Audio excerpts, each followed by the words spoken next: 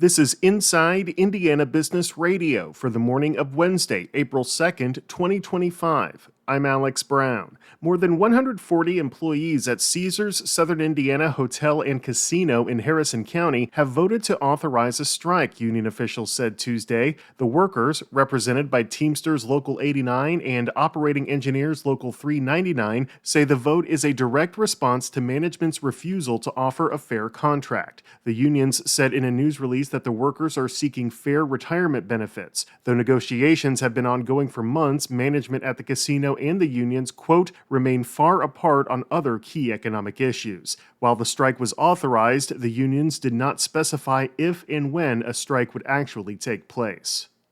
Greenwood-based Nachi America, a manufacturer of machine tools, hydraulics, specialty steel, and other products, is planning to close its Nachi Technology facility, which manufactures automotive bearings in the Johnson County city. In a notice to the state, the company said the closure will result in the layoffs of 72 employees.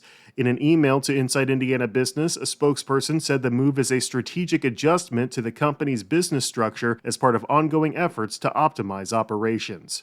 Purdue University will break ground today on its $187 million Academic Success Building in downtown Indianapolis. The 15-story, 248,000 square foot structure will feature classroom and laboratory space, first-floor retail, community areas, student dining options with up to 400 seats, and residential space for up to 500 students. Construction is slated for completion in 2027. From the number one source for Indiana business news, this is Inside Indiana Business Radio. To succeed, you need to stay informed. You need to be engaged. And let's face it, you need to set yourself apart from the rest by connecting with a company that brings you the best. Because in today's environment, business is an ever-moving target, and we'll help you chase it. IBJ Media. The best of business is in us. Get started at ibjmedia.com/youngprofessional.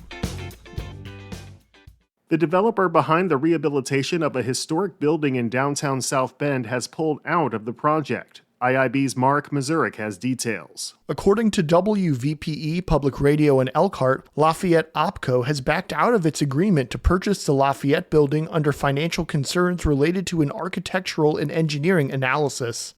The city entered into an agreement in 2023 with the developer, which would have acquired the building for $10,000.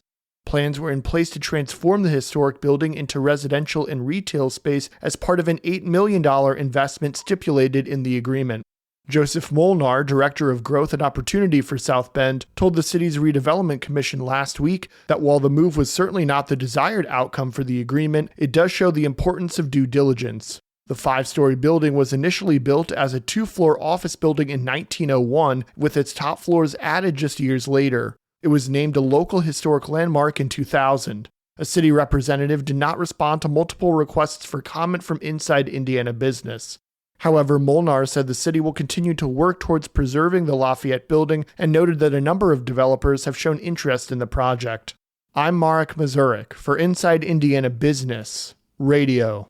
The developer behind the upcoming $600 million redevelopment of Circle Center Mall in downtown Indianapolis has closed the southern portion of the mall as it gears up for the construction phase, likely happening in early 2026. Hendricks Commercial Properties on Tuesday closed the southern block of the mall as well as the skywalk connecting the mall to the Omni Severin Hotel. The closures are not a signal that construction is formally underway. Rather, the closures will allow the developer to conduct investigatory and pre-construction work, including a complete structural analysis as it moves toward working with an outside architectural firm for full designs of the overhaul.